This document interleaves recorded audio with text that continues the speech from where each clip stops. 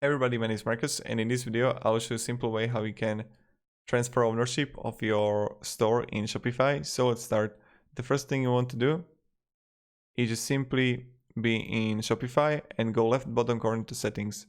When you're going to be here, click on plans and permissions. And when you're going to be here, you're going to see store owner, and you can just simply click here, transfer ownership, right?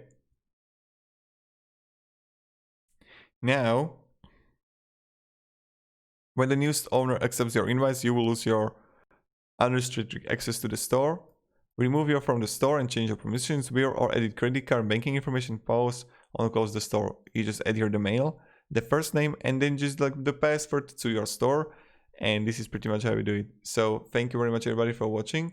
If you have any questions, guys, ask me down in the comments. I'll be really happy to help you. And yeah, have a great day and goodbye.